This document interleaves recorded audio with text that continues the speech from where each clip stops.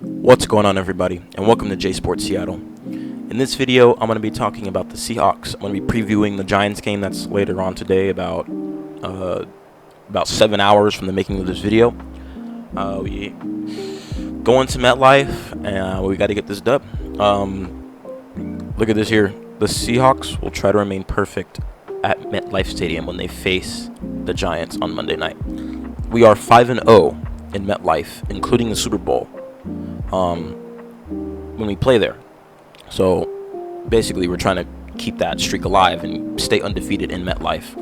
And I say, looking at the injuries and our injuries on both sides and just the matchup in general, I think we have a good chance of doing that and walking away with a dub heading into our bye week too.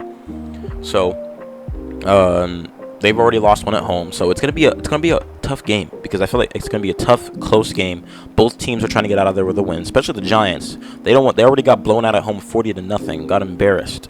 They don't want to lose at home again. But then again, they're facing us, so we're gonna be coming in here with a massive chip on our shoulder, because they're still trying to get over that week 1 blowout at home, you know. So we definitely gotta get it done, but we should be able to get it done because the two most important players that are on that team, especially on that offense, is not going to be playing. One is most likely not playing. One is confirmed not playing, and that is Saquon and Andrew Thomas. Now, Andrew Thomas is their starting left tackle, and he is good. So them not having him in is a massive blow to their offense. And to add insult to injury, Saquon is doubtful, which means he's not. 9 times out of 10, when someone's doubtful, that means they're not going to play. He has a high ankle sprain. I feel like this right here is being used as a smokescreen. But the thing is Pete and the defense, they're gonna game plan whether he plays or not. They're gonna go into this game expecting him to play. That's their mindset. So when they don't play, then they can adjust in game. But the thing is they're not going to be able to run the ball that much because they're missing their power back. They got Matt Breida, but he's getting up there, and he's not as good as he used to be when he was on the Niners. And the only way they can, even have a chance of scoring on us is if they pass through the air. And like I said, we are one of the worst teams in the league when it comes to passing yardage allowed. They're like bottom 5 in passing yardage allowed. We gotta fix that this game. We get Jamal Adams back. I'll get to that in a second. But we gotta fix that. The offense is gonna do their thing most likely, but we have to go in. The defense has to give our offense as many chances as possible. If we can leave this game, the money line is we're favored by 2.5. If we leave in this game, blowing that out the water and win by 10+ points, I will be extremely happy with this game, especially since we're heading into our bye week, and then we have to go into Cincinnati week 6 to face the Bengals. But yeah, we need to do this. And going into the next stat, the Seahawks have won 70% of the time on Monday Night Football, including that Monday night game we had last year to open the season against the Broncos. 70%. That is the best in the NFL, and they'll put the record on the line for a game against the Giants. If we win this, we'll be over 70%, and we'll be one of the best teams. We'll still be the best team on Monday Night Football. So, but I'm gonna go over our injuries. So we already know Jamal Adams is playing. We know Trey Brown is out because of concussion. He's still in concussion protocol. Kobe Bryant, he said he was going to play. He said he'll be back, but he did not practice all last week, and he's doubtful, which means you can probably count him as out, because when you don't practice all week, 3 DNPs, it means they're probably not going to practice. Draymond Jones, he did not practice all week, but he is questionable. So that makes me think that his injury is not as severe as Bryant's. Will Dissly, I think he should be able to play. He was limited the first 2 Thursday and Friday, but full participant on Saturday. And then Derek Hall, also questionable. He did not practice on Thursday, but was a full participant on Saturday. I'm sorry, I get it mixed up because I keep forgetting. Monday night they push it up a week or a day. They get an extra day of rest. So did not practice on Friday and did full practice on Saturday. So he is questionable also. But everybody else looks like they're good to go. Julian Love had a hamstring, but I think he got that figured out. DK is fine with his ribs, like he said. Uchenna, he said it's an Achilles, but I feel like this was just to give him rest, because he's been balling out there, been giving us his all. So I think this was just a rest day, considering it was just one day, and then the next he was a full participant.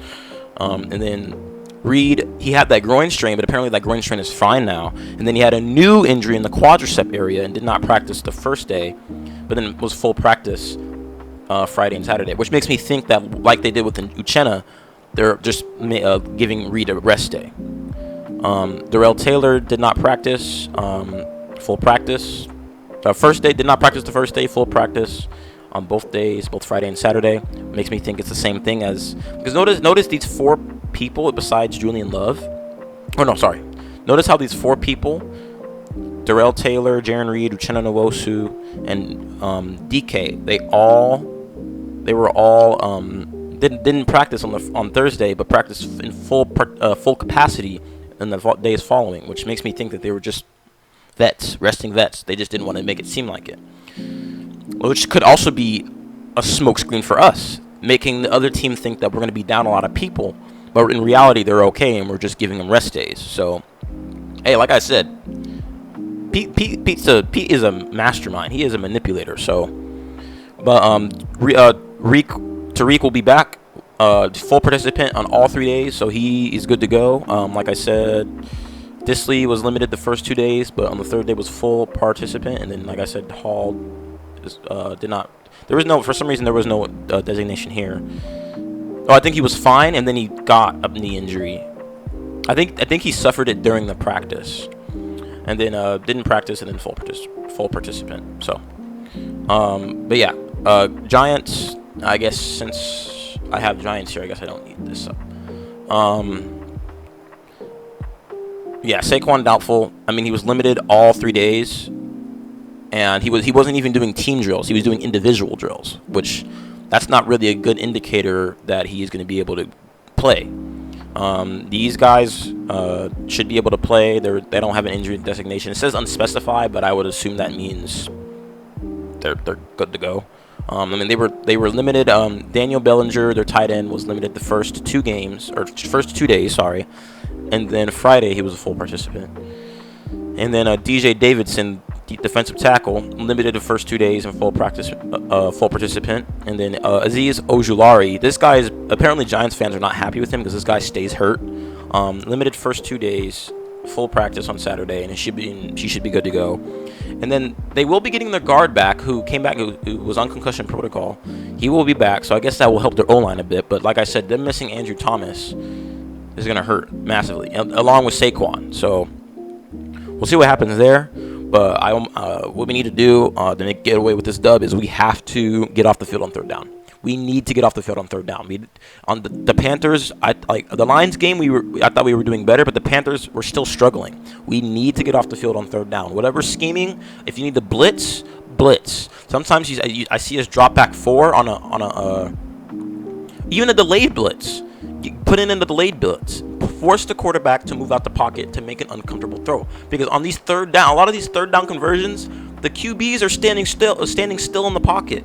Nobody's getting to them, and that's because we're always rushing 4. We need to be more aggressive. Clint Hurt was talking about he wants to be more aggressive in the blitzing game. I haven't seen that much.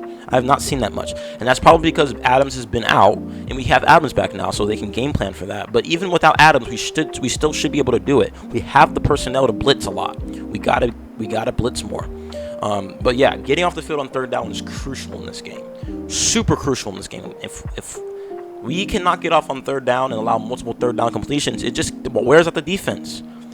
We got to start off strong and finish strong. I know that we are a second half team, but if you want to be on top, if you want to be the elite teams, win all 4 quarters. We don't win all 4 quarters. You win like 3 at most. We have to win all 4 quarters. And this game is deciding if we can be an elite team or if we're just a good team. Because right now we're just a good team. We're not an elite team. So 3rd down is a must.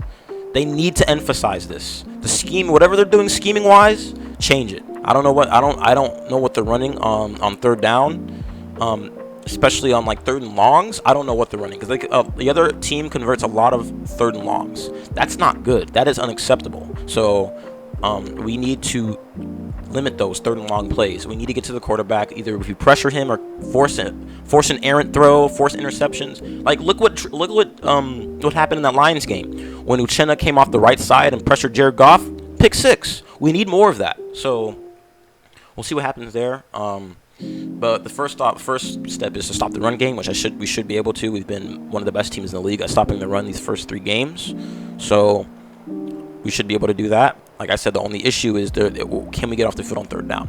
That's the only issue. So, but I think that's all I have for this video. This is just a preview. I will be making a post-game video afterwards. I'm actually going to be making a Mariners video right after I post this one, so stay tuned for that, just to summarize the end of the last part of the season, because we missed the playoffs. But comment below on how you think we're going to do and what you think what needs to be done in order to get away with this W. And if you like the video, make sure to like, comment, subscribe, and share for more Seahawks and Seattle sports content. Thank you for stopping by. Stay tuned for that Mariners video. Have a good day, and go Hawks, go Mariners, and go Kraken.